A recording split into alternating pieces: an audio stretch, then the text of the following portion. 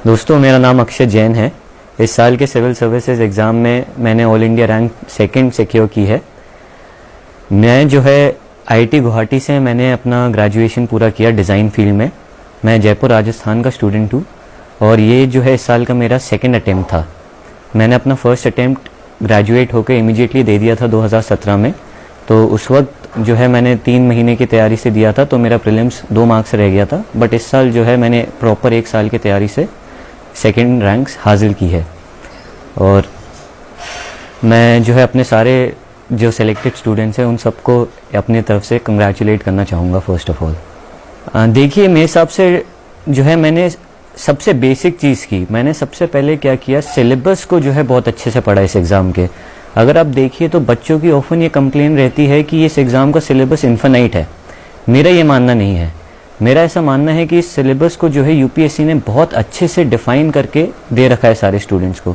तो उस सिलेबस के एक एक शब्द को मैंने जो है ये कोशिश की कि मैं अच्छे से उसको कवर करूं। जितनी भी बेसिक किताबें हैं उनको अच्छे से पढूं, उन पर नोट्स बना लूं। शॉर्ट नोट्स मैंने बहुत अच्छे से बनाए, ऐसे नोट्स जो कि मैं फटाफट बना सकता था और फटाफट रिवाइज कर सकता था। तो उस पर मेरा बहुत ज़्यादा फोकस था। तो मेरा ये रहा कि मैंने जो है प्रीलिम्स से पहले ही काफ़ी सारे सिलेबस कवर कर लिया था, अपने ऑप्शनल का भी और जीएस का भी। और बहुत ज़्यादा मैंने जो है फोकस आंसर राइटिंग पर किया। तो मैं जो है डेली आंसर राइटिंग की प्रैक्टिस करता था, मैं लगातार टेस्ट देता था। मेरी ये कोशिश रहती थी कि मैं जो भी पार्ट कर रहा हूँ, सपोज से अगर मैं जीएस 1 कर रहा हूँ तो हर एक चीज़ को जो है कॉम्प्रिहेंसिवली कवर करूं, उसके सारे प्रीवियस ईयर क्वेश्चंस देखूं और साथ में एक अच्छे से उसका प्रॉपर 3 घंटे का टेस्ट दे दूं। देखिए, रिगार्डिंग दी रिसोर्सेज मैं यही कहूंगा कि आप जो है अपने रिसोर्सेज कम रखिए।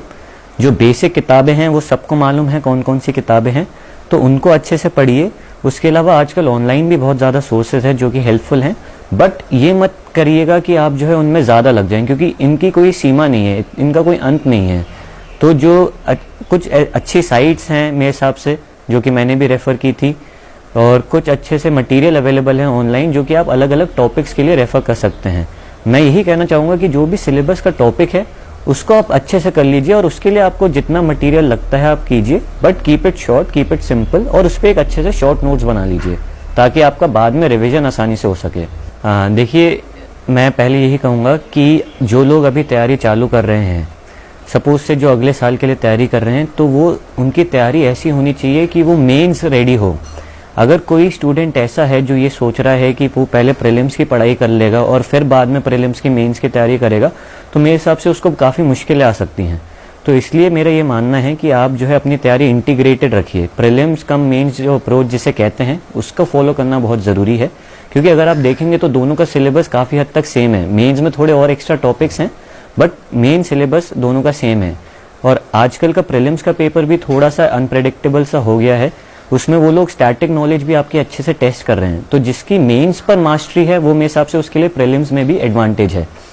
तो रही बात एक एक जीएस पेपर की, सो सपोज से मैं जीएस 1 से चालू करूं, तो जीएस 1 अगर आप देखें मेरे हिसाब से सबसे बड़ा सेगमेंट है। तो मेरा ये मानना है कि जीएस 1 आप सबसे पहले उठाएं अगर जनरल स्टडीज़ की बात करें तो, वरना मेरे हिसाब से सबसे पहले हर स्टूडेंट को अपना ऑप्शनल पूरा कर लेना चाहिए। तो अभी मैं ऑप्शनल पे आऊँगा, मेरा ऑप्शनल एंथ्रोपोलॉजी था, बट पहले मैं जीएस कंप्लीट कर लेता हूँ। सो जीएस 1 जो है उसका सिलेबस बहुत ज़्यादा है, क्योंकि उसमें काफ़ी ज़्यादा स्टैटिक पार्ट है। अगर आप देखें हिस्ट्री, ज्योग्राफी, तो इनको सबसे पहले आप अगर करना चाहें तो सबसे पहले इन्हें करें। इन पर अच्छे से छोटे नोट्स बना लीजिए और जो बेसिक सोर्सेज हैं प्लीज़ सिर्फ उन्हें ही रेफ़र कीजिए, ज़्यादा डिटेल में जाने की ज़रूरत नहीं है। रही बात GS2 की, सो GS2, GS3 इन दोनों में करंट अफेयर्स का भी काफ़ी रोल है। तो मेरे हिसाब से जिसकी स्टैटिक पे मास्टरी है उसको जो है करंट अफेयर्स समझने में फिर मज़ा भी आता है और उसको अच्छे से ज़्यादा एनालिसिस भी हो पाता है उन चीज़ों का। तो आप इसमें भी सेम अप्रोच ही फॉलो कीजिए, सिलेबस का एक एक शब्द कवर कीजिए, उन पे नोट्स बनाइए और ये इंश्योर कीजिए कि आप जो स्टैटिक पार्ट कवर कर रहे हैं उसको करंट डायनामिक पार्ट से लिंक अप कर सकें। सपोज से अगर आप पार्लियामेंट के बारे में पढ़ रहे हैं GS2 में, तो देखिए कि अभी पार्लियामेंट जो पिछला पूरा लोकसभा रही उसमें कैसा परफॉर्मेंस रहा, कहाँ कहाँ इश्यूज थे, कहाँ कहाँ जो है सक्सेस स्टोरीज थी, तो उसको लिंक अप कीजिए। तो ये मेरे हिसाब से बहुत ज़रूरी है कि आप GS2 और 3 दोनों में जो है स्टैटिक और डायनेमिक पार्ट को अच्छे से लिंक अप कर सकें और एक एक चीज़ को फोकस कीजिए। प्लीज़ कुछ भी इग्नोर मत कीजिए। रही बात सपोज से GS3 के डिजास्टर मैनेजमेंट की, टेक्नोलॉजी की, आपके साइबर सिक्योरिटी, ऐसे टॉपिक्स जो हैं इनको भी प्लीज करने की कोशिश कीजिए और हो सके तो इनको प्रीलिम से पहले करने की कोशिश कीजिए। फिर रही बात GS4 की, GS4 थोड़ा जो है हटके, मैं कहूँगा एक अलग ही पेपर रहता है जिसमें एथिक्स के बारे में पूछते हैं। तो एथिक्स का एक ऐसा पेपर है जिसमें जो है अलग ही अप्रोच रहती है। वो लोग जो हैं आपसे जानना चाहते हैं आपके रियल लाइफ एक्सपीरियंसेस, एग्जाम्पल्स जिनसे आप मोटिवेट होते हैं, तो उनका प्लीज यूज कीजिए। और चारों पेपर्स में मैं यही कहूँगा आंसर राइटिंग पर बहुत ज़्यादा फोकस ज़रूरी है। आप अपने अच्छे से एक मॉडल आंसर बनाइए, आप कैसे लिखेंगे, इंट्रोडक्शन कैसे करेंगे, फ्लो डायग्राम्स कैसे डालेंगे, कौन कौन से टेबल्स का यूज़ करेंगे, कैसे कैसे आप जो है पॉइंट वाइज अरेंज करेंगे पूरे सब्जेक्ट मैटर को, और कैसे आप लिखेंगे पूरा ब्रॉड आंसर। मेरे हिसाब से वो भी बहुत ज़रूरी है। रही बात ऐसे की, मेरे हिसाब से आपको जो है ऐसे प्रैक्टिस करते रहना चाहिए। अगर हो सके तो प्रीलिम्स से पहले भी नहीं कर पाए तो कोई दिक्कत नहीं है, प्रीलिम्स के एटलीस्ट बाद जो है हफ्ते में एक ऐसे लिखने की कोशिश कीजिए, नहीं होता तो एटलीस्ट 2 हफ्तों में एक ऐसे लिखने की कोशिश कीजिए, बट उसे इग्नोर ना कीजिए। और ऐसे जो है आप पुराने टॉपिक्स कर लीजिए, कोई भी नए टॉपिक्स कर लीजिए, but please do write essays as well. देखिए ये जो सब रिसोर्सेज हैं, newspapers, online sites, economic survey, ये सब बहुत इंपॉर्टेंट हैं। सो मैं जो है क्या करता था, हर किसी की स्ट्रैटेजी अलग अलग हो सकती है। सबसे पहले तो आप अपनी स्ट्रैटेजी बनाएं। तो मैं बस आपको एक एडवाइस दे सकता हूँ, अपना एक्सपीरियंस बता सकता हूँ। तो रही बात अखबार की, न्यूज़पेपर की, मैं जो है एक अखबार पढ़ता था, उससे ज़्यादा मैं कभी नहीं पढ़ता था। ना मैंने किसी भी स्टेज में एक अखबार से ज़्यादा यूज़ किया, ना कि इवन अपने इंटरव्यू में भी मैंने एक अखबार से ज़्यादा नहीं पढ़ा। तो अखबार जो है मैं हिंदू पढ़ता था, कोई भी अखबार पढ़े उसको अच्छे से पढ़ें, चाहे वो हिंदू हो, इंडियन एक्सप्रेस हो या कोई और सा भी अखबार। तो मैं उसको अच्छे से पढ़ता था। इनिशियली ऑब्वियसली जब आप चालू कर रहे हैं तो आपको ज़्यादा टाइम लगेगा अखबार में, वो नेचुरल है। तो बट जैसे जैसे आपको आदत लगेगी, आपका अखबार जो है आप देखिएगा अराउंड 1 to 1.5 आवर में ख़त्म हो जाना चाहिए। प्लीज़ उसको उससे ज़्यादा टाइम नहीं दीजिए, क्योंकि आपको और भी चीज़ें करनी रहती हैं। और अखबार के जो है मेरा ये मानना है कि मैंने बहुत सारी अप्रोच आजमाई अखबार पढ़ने में, गलतियाँ भी काफ़ी की इनिशियली, तो मैं आपको वो भी बताना चाहूँगा आपके फ़ायदे के लिए। इनिशियली क्या रहता था, मैं अखबार के नोट्स बनाया करता था, तो उनको बनाने में मेरा बहुत टाइम चले जाता था। तो मेरा ये मानना है कि अखबार के नोट्स मुझे ऐसा रियलाइज़ हुआ कि मैं उनको ना तो रिवाइज कर पा रहा हूँ, ना तो वो मुझे इतना सब्सटैंशियली हेल्प कर पा रहे हैं। तो मैंने बाद में अखबार के नोट्स बनाना छोड़ दिया। मैं सिर्फ उन्हीं पर्टिकुलर टॉपिक्स पर नोट्स बनाता था अखबार से, एडिटोरियल इनफैक्ट, जो मुझे ऐसा लगता था सिलेबस के किसी डायरेक्ट टॉपिक में कवर किए जा सकते हैं और जो मुझे सही में एक वैल्यू एडिशन प्रोवाइड करें अपने आंसर्स में। और उसके लिए ज़्यादा से ज़्यादा दिन का कोई एक आर्टिकल मुझे ऐसा लगता था कि जिस पे मैं नोट्स बना दूं। तो इसलिए मैं जो है अखबार पे ज़्यादा टाइम नहीं फिर लगाता था और मेरा जो है प्रोडक्टिव रहता था अखबार का यूज़। और रही बात अदर सोर्सेज की, PIB की, डेफिनेटली ऐसे सोर्सेज हैं जो आपको स्कीम्स, जो सरकार स्टेप्स ले रही है, जो इनिशिएटिव सरकार ले रही है, उनको समझने में मदद करती हैं। तो अगर आपको कोई भी ऐसी पर्टिकुलर स्कीम या उसके बारे में जानना है, इनिशिएटिव्स, तो PIB बहुत अच्छा सोर्स है।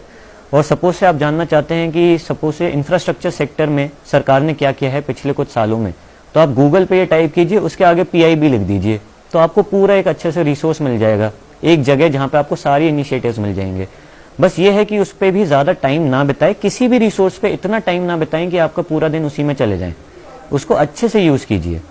और इकोनॉमिक सर्वे भी बहुत ज़रूरी रहता है, हालांकि मेरा ये मानना है कि उसको पूरा पढ़ने की एकदम रिक्वायरमेंट नहीं रहती। हो सके तो अच्छी बात है, अगर आपको लग रहा है आप मैनेज कर सकते हैं, बट मैंने कभी भी कोई भी इकोनॉमिक सर्वे पूरा नहीं पढ़ा। मैं जो है उसकी समरी पढ़ा करता था और उस समरी के भी खुद के बहुत ही ज़्यादा शॉर्ट नोट्स बना देता था, बहुत ही प्रिसाइज तरीके से, ताकि जो है ऐसा अगर सपोज से समरी 30 पेजेस की है तो मैं उसको 2-3 पेज में कन्वर्ट कर देता था, तो उससे मेरे को बहुत फ़ायदा होता था। तो आप भी ऐसे ही कीजिए, जो भी रिसोर्सेज रख रहे हैं उनका प्रोडक्टिव यूज़ कीजिए। प्लीज़ उनमें ज़्यादा गहराई में मत जाइए, उनका अच्छे से यूज़ कीजिए। और एक बार सोचिए कि जो आप मटेरियल पढ़ रहे हैं, जो आप नोट्स बना रहे हैं, क्या वो आपको वो 1 मार्क एक्स्ट्रा लाने में मदद करेगी या नहीं करेगी। अगर नहीं कर रही है तो प्लीज़ छोड़ दीजिए उसे। ठीक है, बात अपन करते हैं आंसर राइटिंग की। सो आंसर राइटिंग का महत्व मैं ऑलरेडी बता चुका हूँ, सबसे ज़्यादा है। और आंसर राइटिंग जब आप चालू करते हैं तो आप ये मत एक्सपेक्ट कीजिएगा कि आप जो है बहुत ही अच्छे आंसर्स लिखने लग जाएंगे। वो नेचुरल प्रोग्रेशन है जो कि विद एक्सपीरियंस आता है, जो कि विद प्रैक्टिस आता है। तो आंसर राइटिंग में अपनी स्ट्रैटेजी आपको बता सकता हूँ। मैं जो है ऐसे आंसर्स लिखता था कि जो है सबसे पहले जो क्वेश्चन आपसे पूछा जा रहा है उसको अच्छे से समझिए, एक एक वर्ड को उसको समझिए। मतलब ये मैं नहीं कहना चाहूँगा कि उस क्वेश्चन पर ही 5 मिनट बिता दें, बट एटलीस्ट ये समझें कि वो पूछना क्या चाह रहा है। और जब आप एक बार वो समझ जाएं तो आप अपने आंसर में ये इंश्योर कीजिए कि जो पूछा है आपने एक एक पार्ट अच्छे से एड्रेस कर दिया। और आंसर आपको जो है ऐसा लिखना है जो कि सामने वाला जो चेक कर रहा है उसके लिए अच्छा लगे उसको चेक करते हुए। तो उसके लिए आप जो है अपने आंसर को पार्ट्स में डिवाइड कर दिए। इंट्रोडक्शन आपका जो मेन बॉडी है और फाइनली कंक्लूजन। इंट्रोडक्शन आपको शॉर्ट होना चाहिए, 2-3 लाइनों का मेरे हिसाब से। उसमें आप चाहें तो इंट्रोड्यूस कर सकते हैं डेफिनेशन से, इंट्रोड्यूस कर सकते हैं किसी फैक्ट से। फैक्ट्स का भी बहुत अच्छा रोल रहता है बिकॉज फैक्ट्स जो है आपके आंसर को कॉम्प्लीमेंट करते हैं, वो उसमें एक लॉजिक, एक सब्सटेंस लाते हैं, तो उन पर भी ध्यान दीजिए। फिर उसके बाद जो बॉडी आती है, मैं जो है क्या करता था, सब हेडिंग्स में डिवाइड कर देता था। तो सब हेडिंग्स का प्रयोग कीजिए ताकि आंसर आपका और प्रेजेंटेबल हो जाए। फिर उसमें जो है मैं जो मेन बॉडी लिखता था हमेशा पॉइंट्स में लिखता था। मैं ये इंश्योर करता था कि पूरे आंसर में अगर 10 मार्क का क्वेश्चन है तो एटलीस्ट 10 पॉइंट्स हो, 15 मार्क्स का क्वेश्चन है तो एटलीस्ट 15 पॉइंट्स हो टोटल मिला के। मतलब फाइनली जो आपका पूरा आंसर है उसमें 15 पॉइंट्स हो सके। और फिर उसके बाद जो है मैं ये ज़रूर इंश्योर करता था कि फ्लो चार्ट्स का मैं काफ़ी यूज़ करूँ। तो फ्लो चार्ट्स अलग अलग प्रकार के होते हैं। अगर आप अलग अलग मॉडल आंसर्स देखें, आप टॉपर्स की कॉपीज़ देखें तो लोगों ने अलग अलग तरीके से फ्लो चार्ट्स यूज़ कर रखे हैं। किसी ने जो है स्पाइडर यूज़ कर रखा है, किसी ने टेबल यूज़ कर रखी है, मैं जो है एक ट्री डायग्राम यूज़ किया करता था। तो आप जो है सेलेक्ट कीजिए कौन से फ्लो चार्ट्स ऐसे हैं जो आपके ज़्यादा से ज़्यादा क्वेश्चंस में यूज़ किए जा सकते हैं और प्रैक्टिस से उनको अपने जहन में डाल लें। ऐसा होना चाहिए कि आप जब लिखने लगे आंसर्स तो अपने आप आपका हाथ चल पड़े और आपके अपने आप ही ये फ्लो चार्ट्स आने लग जाएं, आपको सोचना ना पड़े उनके बारे में। और रही बात कंक्लूजन की, कंक्लूजन आपका फ्यूचरिस्टिक होना चाहिए। जो उन्होंने पूछा है उसका एक अच्छा विजन होना चाहिए और आप जो है एक ऐसा पॉजिटिव आउटलुक दीजिए अपने कंक्लूजन से। और रही बात रिपोर्ट्स की, इन सब के यूज़ की, तो बिल्कुल मेरा ये मानना है कि आपको जो है ऑर्गेनाइजेशंस हैं जैसे नीति आयोग हो गई, जैसे इकोनॉमिक सर्वे जैसी रिपोर्ट्स हो गई, इनको ज़रूर कोट कीजिए अपने आंसर्स में, इनको मेंशन ज़रूर कीजिए क्योंकि इन सब चीज़ों से आपके आंसर की वैल्यू बढ़ जाती है।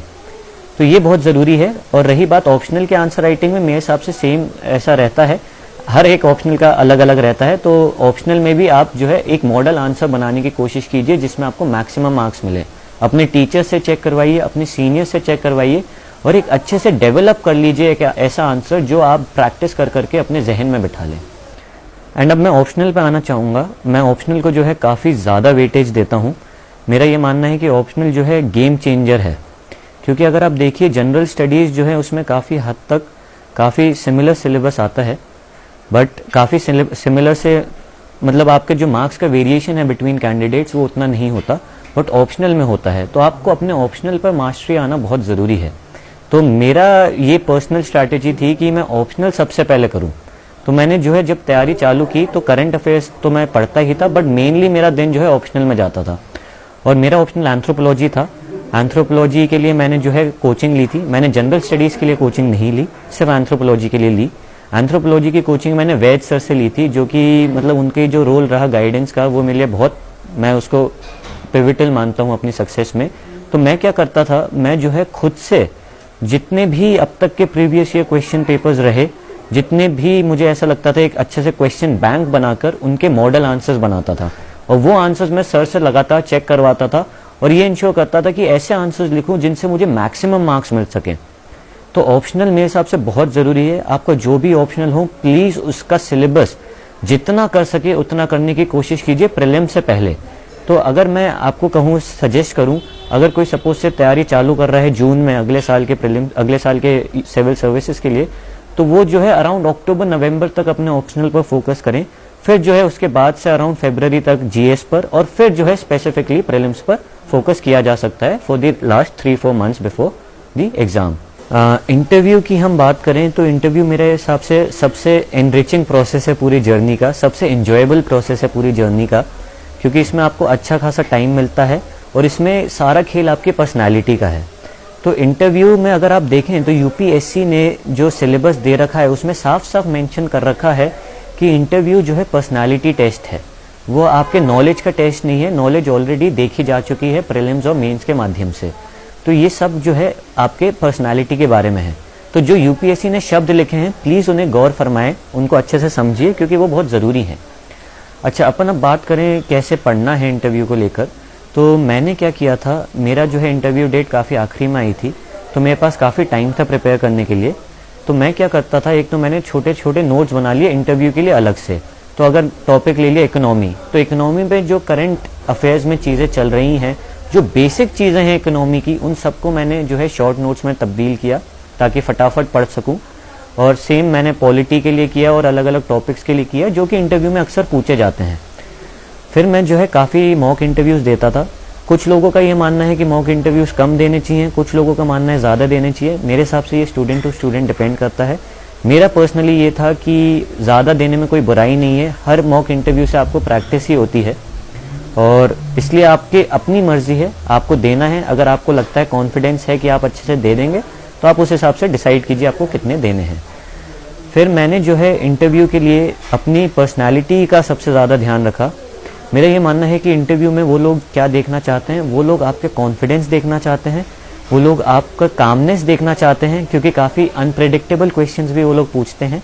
और वो लोग ये देखना चाहते हैं कि जो आपकी ओपिनियंस हैं, जो आपके स्टैंड है, वो लॉजिकल है कि नहीं। आप भले ही गलत आंसर करें, आप भले ही एक बार मना कर दें कि सर मुझे नहीं आता, that is perfectly fine. But अगर जो आप चीज़ कह रहे हैं उसमें कोई लॉजिक नहीं है, कोई सब्सटेंस नहीं है और अगर आप हवा में बातें कर रहे हैं तो वो बिल्कुल अप्रिशिएट नहीं किया जाता। तो मेरे हिसाब से इन चीज़ों पर फोकस कीजिए। और रही बात मेरे पर्सनल इंटरव्यू की, तो मेरा पर्सनल इंटरव्यू जो है काफ़ी अनएक्सपेक्टेड लाइंस पर रहा। उन्होंने कुछ जो है मेरे बायोडेटा रिलेटेड क्वेश्चंस पूछे, मेरे वर्क एक्सपीरियंस को लेकर पूछा उन्होंने जो है। बट एक क्वेश्चन ऐसा भी था जैसे रूम में रखी पानी की बोतल के बारे में वो पूछने लगे।